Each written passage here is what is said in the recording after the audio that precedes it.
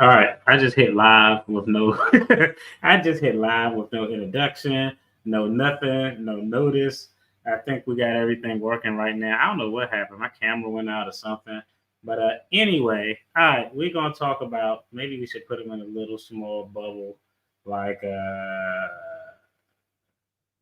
this. This is. Do we like this bubble right here? Do we like?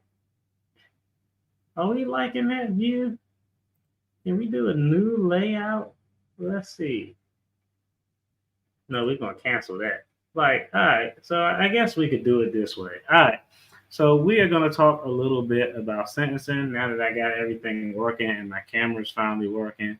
Now y'all gotta get this ghetto stream. Y'all gotta get this ghetto stream. So everything was set to start at 10 o'clock. Right now they just got cameras outside posted up. I'm not playing no sound because there's not really much going on. Let me look and see if I can find a different feed that has a more interesting discussion. That's the AP, Law and Crime Network. All right, right now we're going to leave it on the APs, the Associated Press. No, I'm good. I appreciate it, though. I'm good. I don't need the Cash App. Not yet. I'm good. We all right over here. I'll let you know if we down bad, and then I accept all blessings that everybody want to get. All right. So we are going to dive into what's going on with this case. Now, I had a nice, beautiful script planned out. I'm going to read it to you. Now I'm not going to follow it. Now I'm not going to follow it, but I'm going to read it to you. Intro, setting the stage. It's Marcus, the Debt-Free Dad, back with another attorney reaction video. In today's video, we will be talking about the sentencing of Sean Combs. See how beautiful that was, but we're going to just stick with the Law and Crime, the Associated Press broadcast. About how sorry this lady was actually terrible. I actually seen this beginning of this video of this lady talking, and her commentary was awful. Go. 6 of his 7 children and his 84-year-old mother. They all emerged from vans in front of the courthouse.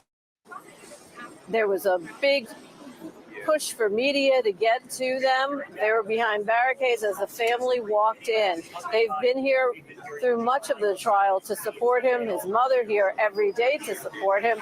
She wrote a letter to the judge asking for leniency, saying she knows her son is not perfect, but he deserves to be let out to spend what time she has left as an 84-year-old with her and with the rest of his family, his children. Several of his children also wrote letters to the judge, and Sean Diddy Combs wrote a letter to the judge saying that he's sorry for what he did. He knows just... The broadcast was everything that we already know. I actually think this is a little delayed. Let's fast forward it up. They just posted up outside of the White House. Now, let's go ahead and jump into it. First of all, I wanted to cover just the background. I'm pretty sure everybody watching this video knows what the background is, but we're going to do a quick refresher. We know Sean Combs, known as P. Diddy, Puff Daddy, Love, all of these aliases, was charged in federal court with multiple serious crimes. The jury found him guilty of 2 counts for transportation for the purposes of prostitution. We talked about that before. Mann Act violation, which started as a racist law, which a lot of laws start like, is essentially moving people across state lines for the purposes of prostitution. He was acquitted of the more serious charges like trafficking and racketeering, but these 2 convictions still carry significant prison time. All right, the prosecution has been arguing that Combs used his influence, wealth, and power, of course, to exploit, citing evidence of coercion, abuse, long pattern of predatory behavior, and they are looking at, and they're asking the court for an 11-year sentence.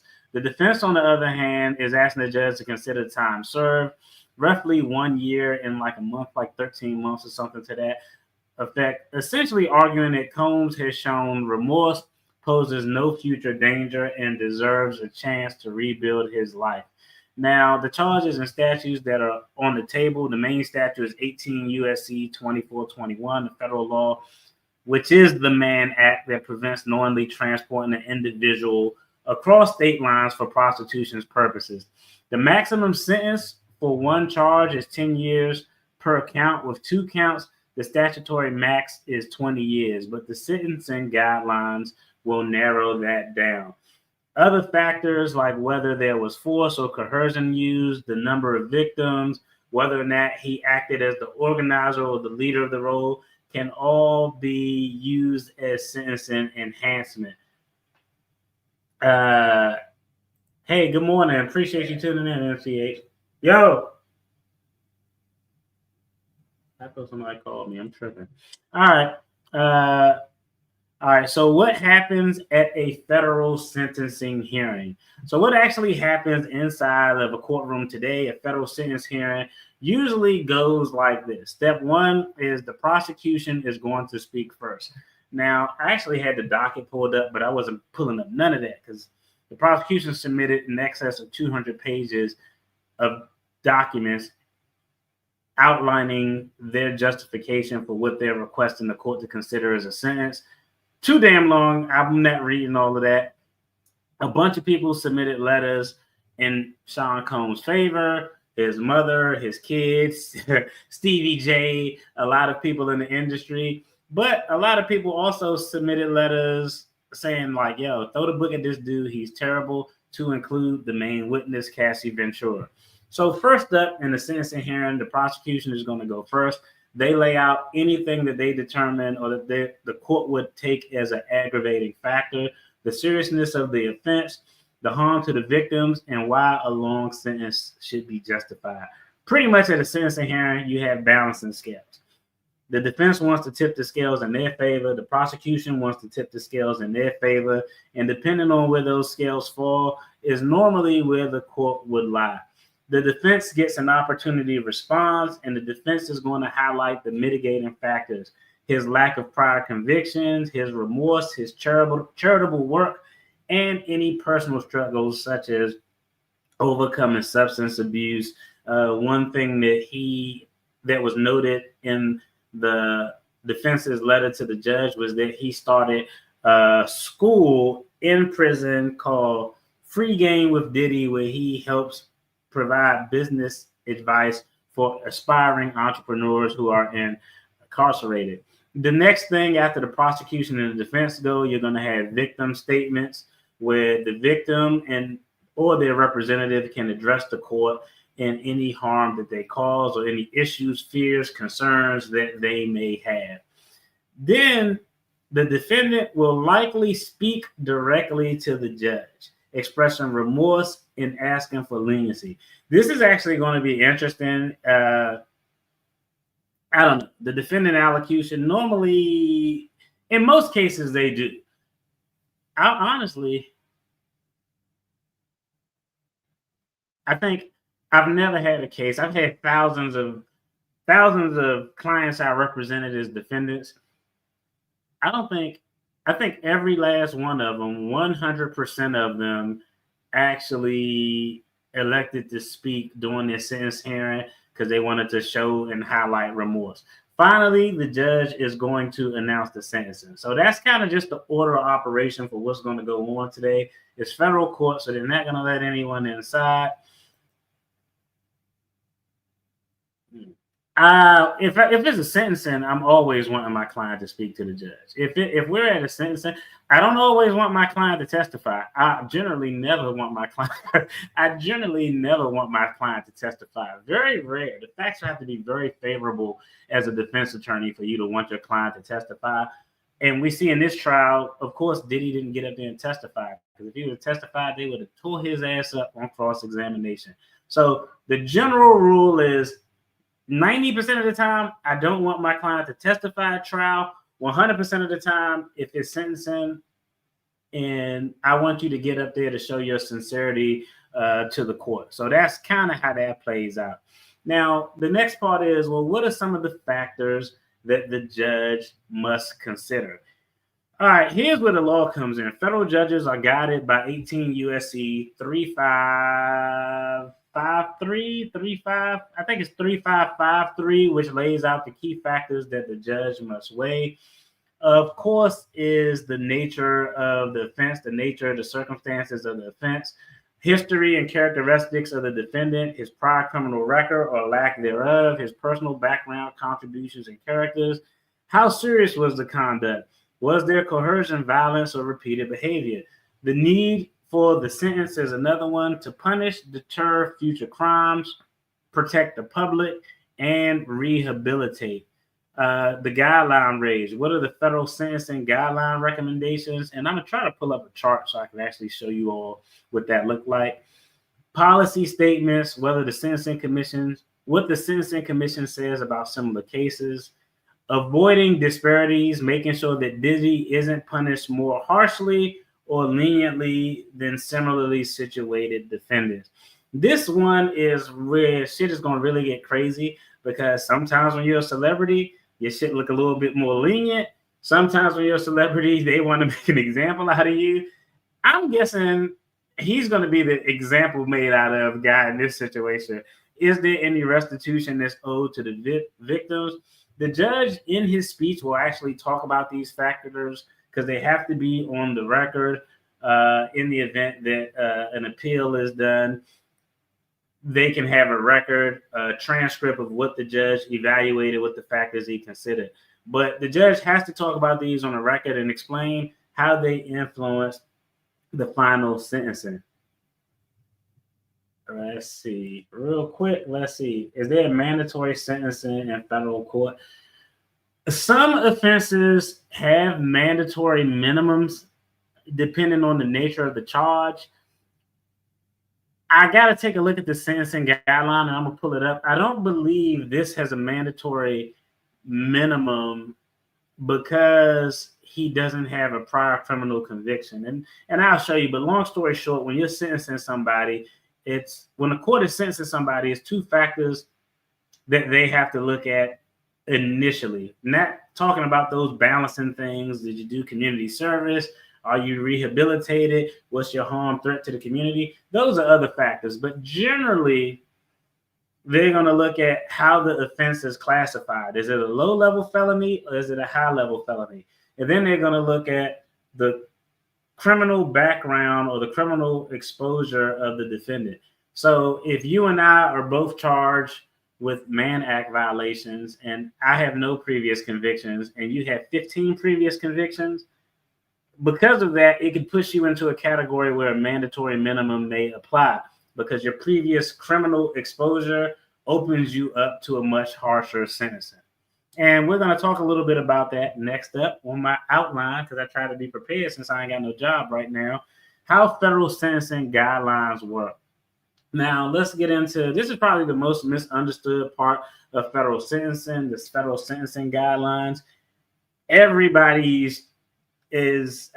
seen attorneys get this wrong. I've had to get help as a young attorney trying to make sure that I properly allocated or properly place my client in the right category, because you don't want to screw up and concede to something. The guidelines essentially are basically a formula used to calculate the recommended sentencing range. There's advisory, non-mandatory, but judges must start with them before deciding whether to go up or down. Here's how it works. All right, basic offense level. Every crime has a starting point. The next part is enhancements and reductions. Things like coercion, number of victims, role, leadership, acceptance of responsibility, cooperation can potentially increase or lower it. The criminal history category, what plays a very big part. Your past record determines this. First times offenders are category 1 and are subject to a lesser sanction. So again, defendant A and defendant B are both charged with the same thing. Defendant A has 10 prior convictions. Defendant B has no prior convictions. On that sentencing guideline, defendant A is going to be looking at a much stiffer sanction. All right, the sentencing table. The offense level, so we're talking about for offense level, we're talking about, is this a low-level felony? It's a felony, but it's not a serious felony or a high-level felony. So the offense level and the criminal history categories are plotted on the grid that determines the sentencing range in months. So imagine a square board, and across the side of this square board, let me see if I can find the image of it and pull it up. It'll be a little bit easier. I'm sure I could pull it up because they have them all over.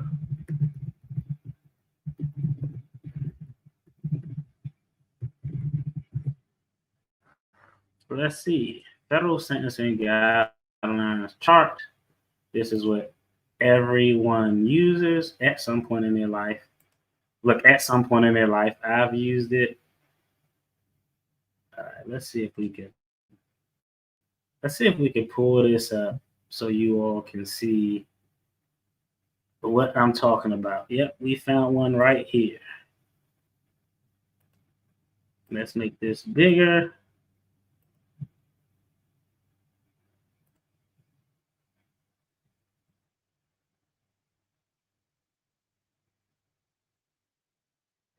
All right, let's go ahead and pull this up real quick. Let's jump out of this because they're not doing nothing but standing in front of a courthouse.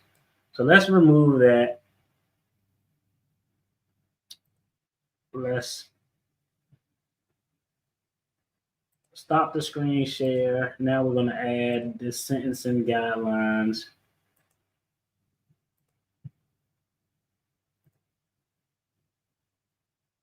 All right. So this is from the United States Sentencing Commission. This is from the actual website, and it outlines the federal sentencing guidelines on the table. Every attorney, every defense attorney for sure. Prosecutions probably have it at their table as well, but every defense attorney probably has a copy of this in their little folder that they carry around the courthouse, their leather folder, so they can look squared away. But this is the federal sentencing table. Again, if we look on the left where it says offense level 1, 2, 3, 4, 5, zone A, zone B, zone C, zone D. The offense level is the category of the felony. Is it a low level felony? 1, 2, 3, 4, 5, 6, 7, 8. Excuse me. Or is it a high level felony? 36, 35, 34. States have a similar breakdown. They use letters. Well, most states that I've been in, they use letters. Now, when we go across the top is the criminal history category, criminal history points. Now, every time a defendant has exposure to the criminal justice system and gets a conviction, they allocate a certain amount of points. Those points are determined by the offense that they were convicted of. A lesser offense will give you less points. A higher offense will give you higher points. So when you have a client as a defense attorney, the first thing you always have to do is accurately calculate the criminal history of your client. How many points do they have so I can know where they would fall on this sentencing chart? So 0 to 1 points is category 1. You see all those 0 to 6, 0 to 6. 2 to 3 points, and you can see as the amount of points you have go up, the actual leniency of the sentence gets reduced. So let's say a person is in zone A and their offense level is 8. The crime that they charged with, the offense level is 8. But let's say they had 10 points. At 8, if they had 10 points, we would go across to and we can see we're an 8 person. God damn it, I didn't mean to click on that, but that might be better to have it that way. But you can see in this image, hold on, let me make it a little larger. You can see where a person they were charged with a level 8 offense and they have 10 points. We would go all the way across. 10, 11, and 12 points. Now they're looking at 15 to 21 months in custody. So the range that they could be sentenced would be in that 15 to 21 range. So this is when we talk about the sentencing guideline. When we talk about the sentencing guidelines, what a person could be sentenced with, this is where it falls on that chart. So again, example, we had offense level 8, 10 points, 15 to 21 months. So their mandatory minimum that they would have to do in this range is 15 months. So where Diddy would fall on this chart, I don't believe there's a mandatory minimum. I think I actually got that in my slide set as well. But this is what we mean on the sentencing guideline. Let's say you had a high level felony, something extremely heinous, 31.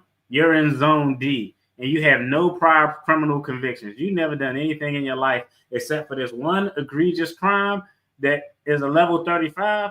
Well, goodbye. Get your toothbrush. Go ahead, get your pillow, get comfortable, tie your shoes, take your shoes off, because you have a minimum of 168 months, a maximum of 210 months. So it depends on how serious the offense is, which is your offense level, and then it depends on your criminal history. How many prior convictions do you have? How many points do you have to determine where you're going to meet up on this chart and what your sentencing guidelines are going to be? Are you going to have a mandatory minimum? What it is, what the terms are. All right, let's go ahead and hop back out of that. Now let me pivot back to my notes. So again, the sentencing table, the offense level, and the criminal history category are plotted on a grid, which gives the sentencing range in months. We don't want to go on that. Where was it at? Here it is. Let's go here so we can see it. So this is the chart that we were talking about. So now y'all know what is going on. All right, let's get back to the.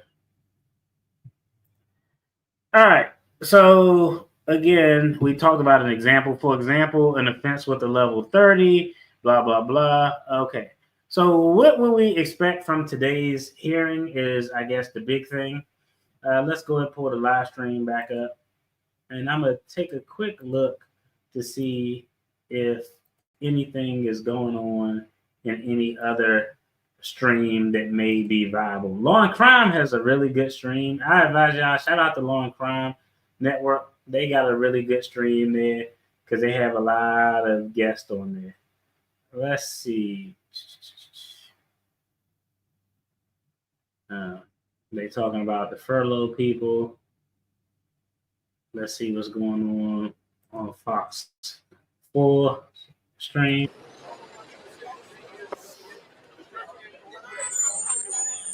That's crazy that there's this many people outside who actually not associated with the media.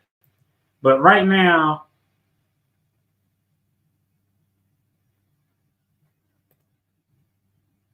I'll be honest, I don't care what his I mean, it's cool. Like I think the judge cared less about what the family said, especially his children. Don't let the son who did the diss song go up there. If I'm the judge, I don't want to hear from him. Here's what's likely just based on the facts. The prosecution's argument, they'll focus on the aggravating factors, and they'll argue that anything less than 10 years undermines justice.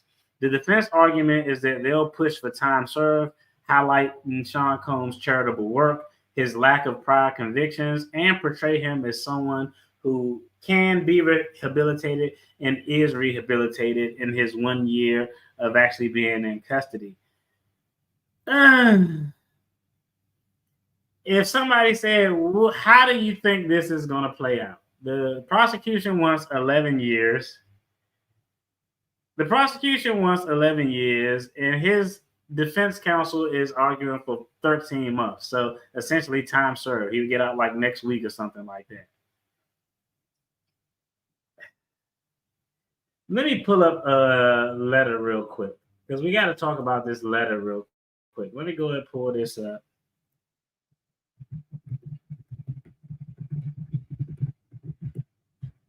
Let's go ahead and pull this up.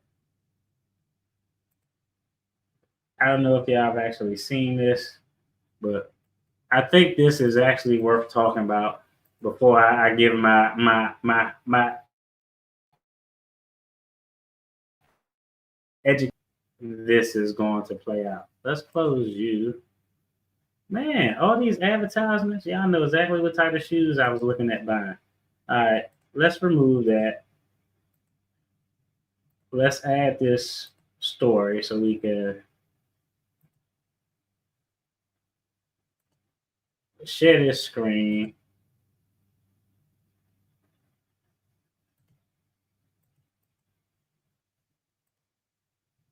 All right. This is an article about Cassie Ventura's letter that she submitted to the judge, giving her position and justifications why a harsher sentence should be enacted.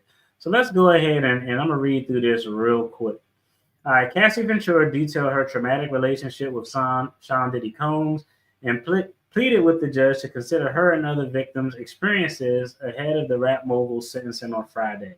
In a letter from Ventura filed on Tuesday and addressed to Judge Aaron Subramanian, she said she learned victims and survivors will never be safe, but she can hope for justice and accountability in the sentencing of her ex-boyfriend. Ventura testified for 4 days during the first week of the trial. Prosecutors attempted to lay the foundation of their criminal case against Combs.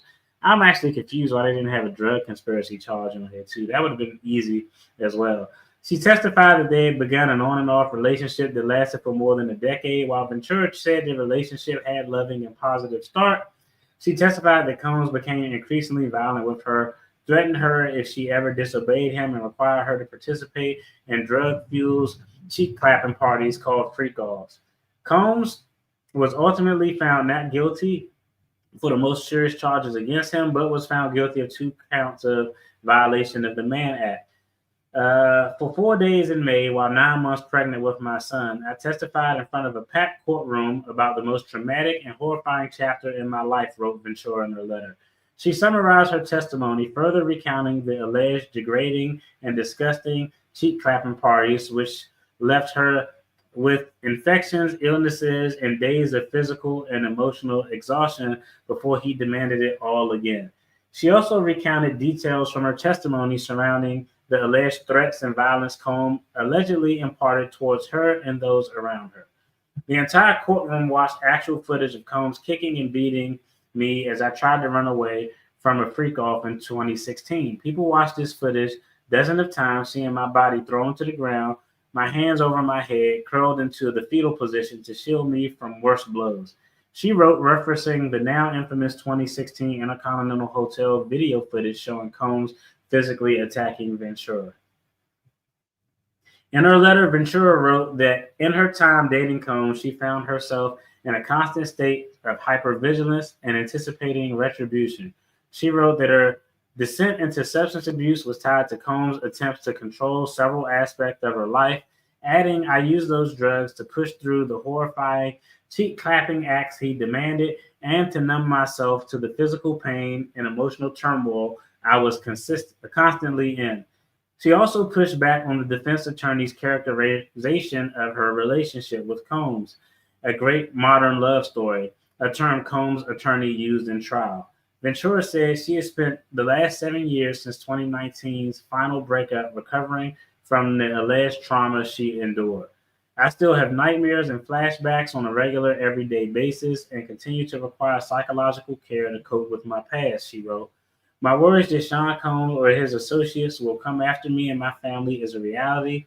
I have, in fact, moved my family out of New York, the New York area, and I'm keeping as private and quiet as I possibly can because I'm so scared that if he walks free, his first actions will be swift retribution towards me and others who spoke up about his abuse at trial.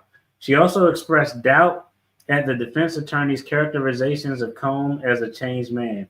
His defense attorney claimed he is a changed man and he wants to mentor abusers, she wrote. I know firsthand what real mentorship means, and this disgusts me. He is not being truthful. I know that who he was to me, the manipulator, the aggressor, the abuser, the trafficker, is who he is as a human. He has no interest in changing or becoming better. Ventura concluded her letter drawing attention to the jury's final decision that Combs was not guilty of racketeering or sex trafficking charges he faced. While the jury did not seem to understand or believe that I engaged in freak-offs because of the force and coercion the defendant used against me, I know that it was the truth, and the sentence should reflect the reality of the evidence and my lived experiences as a victim, she wrote. She finished, I hope your sentencing decision reflects the strength it took for victims of Sean Combs to come forward. I hope that your decision considers the many lives that Sean Combs has upended with his abuse and control. Prosecutors has urged the judge to sentence Combs to 11 years, arguing that despite his acquittal on more serious charges, Combs is unrepentant and left victims as fears. The recommendation is far in excess of what the defense attorney is seeking time served. Combs' legal team also called his case unique since they said he made no money from the prostitution crimes. His attorney appealed Combs' character in urging the judge for a lenient sentencing. Ventura's initial civil lawsuit against Combs was filed in 2023 and alleged sex trafficking and assault settled quickly, but it set the groundwork for a federal case which ultimately was levied against Combs. All right, now I wanted to go through and kind of read that letter because it's interesting. A few things. One, the court was not looking at whether or not he actually abused her or not. So whatever they saw in the video wasn't the legal issue at hand. Really, that video actually was more of character evidence used to show his character or the lack thereof. And it was also evidence used to attack his credibility for truthfulness, because he, like a dumbass, got online and said, hey, I didn't abuse her. I didn't do these things. These allegations are false. And then this video got leaked, which I'm assuming was by the feds. But this video got leaked. So it wasn't used to prove that he assaulted her, because if that was the case, you know, the assault wasn't the legal crime at issue. It was used as character evidence and to prove his lack of truthfulness. So can that come into play? I mean, the judge is going to consider all the factors at all, but it comes into play for the judge to take it into consideration when evaluating what the sentence should be, but it really has no legal bearing on whether or not he is an abuser, because that's not what's at issue here. Another question that was posed to me was, should Diddy regret paying Cassie? He paid her $30 million, I think was the number that was being thrown around, to settle her lawsuit. He shouldn't even have paid her.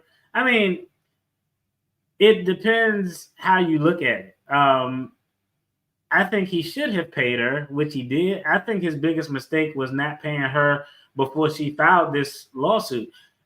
I guarantee, I feel damn near 100% confident. What typically happens, if I have a client and I have a civil lawsuit, which was what Cassie filed against Sean Combs, we all saw the video. I don't know if you've seen the video I did on Dame Dash, but I would probably send Mr. Combs a demand letter. Dear Mr. Combs, we have reason to believe we have a viable cause of action against you for the following civil causes of actions or civil claims. And I would list out those claims. We are willing to work out and enter into negotiations to resolve these matters to save you time, effort, and energy and resources, and not having to litigate these matters. I'm sure they sent him a letter before Cassie filed that civil lawsuit in court. And I'm not sure, but I believe what happened is one or two things. Either his or both. He either said, I didn't do this. This is all a lie. And because this was before the video came out, I didn't do any of this. This is all a lie. I'm not paying anything. Or he thought in the alternative or concurrently that I could get away with whatever the hell I want, so I'm just not paying you. He should have paid that money as soon as they issued him a demand letter, because I honestly believe, and you let me know what you think, if Cassie and her attorney sent Sean a demand letter, they sent Diddy a demand letter, if he pays that $30 million immediately before she files her civil lawsuit, I don't think any of this criminal stuff ever happens, because the criminal stuff was solely came into fruition from what was in the civil lawsuit. If that civil complaint never sees the light of day because he paid her $30 million to just make it go away before she filed, I think that Diddy is still out here Diddy bopping on stage. He's still owning Revolt. Him and Dame Dash may be co-owners or whatever, but I don't think any of this comes into fruition had he paid prior to her filing the lawsuit. So there's a question that was posed to me was he should have never paid her. Like, no, I think paying her was the right move. I think the wrong move was he paid her after she filed the lawsuit, and he should have paid her before she filed the lawsuit. Now, another question that was asked, well, can the prosecution retry the charges? Can the prosecution retry the charges that he was acquitted of? The answer is generally no. Jeopardy attaches once the jury is impaneled. Let me share this real quick.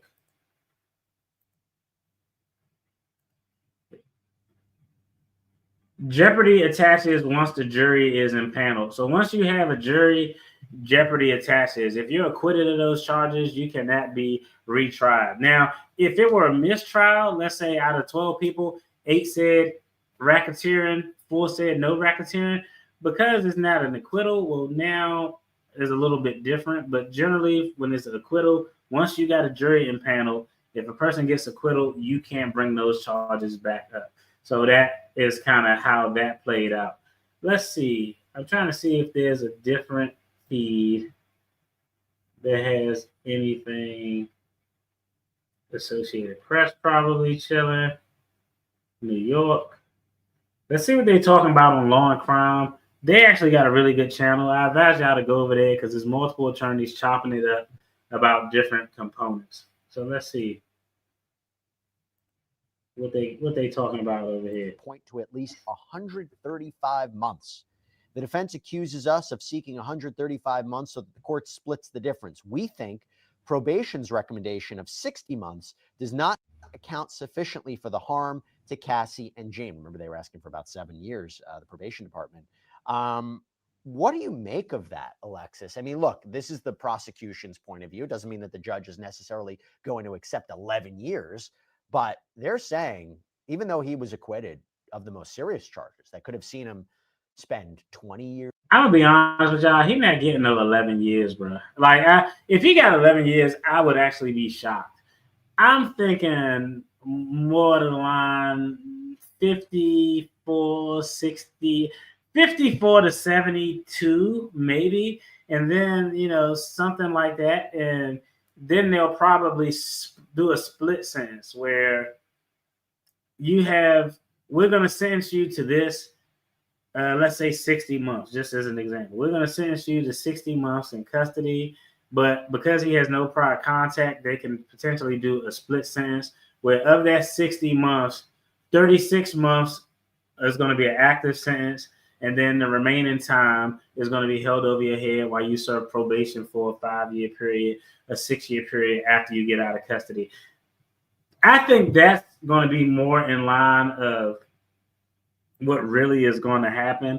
I don't know. I would be absolutely shocked if I would be shocked if he got 11 years exactly what was being asked. I just don't think that that's the case. I'll be honest. I don't think that is. I think that's a little excessive. Now, is he going to appeal all of this?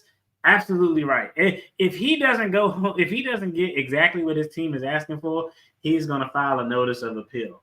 That's why I said, remember, everything has to be on the record. The judge has to put his findings and the factors he evaluated on the record. So if the sentencing is appealed, the appellate court has a record to review. Well, we need to look at the factors that the judge considered when he made this determination to give him 11 years, when he made his determination to give him 8 years. But I think 11 years will actually be a little bit ridiculous. You know what I mean? I just can't see it happen. I think it's too far, it's too much. Y'all going to be on this all day because the normal sentencing hearing for normal criminals who aren't Diddy, like if it's something complex, media worthy, you talking about maybe an hour. They're anticipating that it could be a 3-hour sentencing hearing because they're going to just have so much testimony. So what we'll actually do is, now that we kind of broke down the sentencing guidelines, the background on the story, what factors the court can consider, we'll tap in later on tonight while I cover some other stories. I got some good stories too about it. Y'all see the one about the fake ass teacher? who got detained by ICE. That shit was crazy. But fake ass school administrator, I said fake ass teacher, the fake ass school administrator who got detained by ICE was actually an insane story.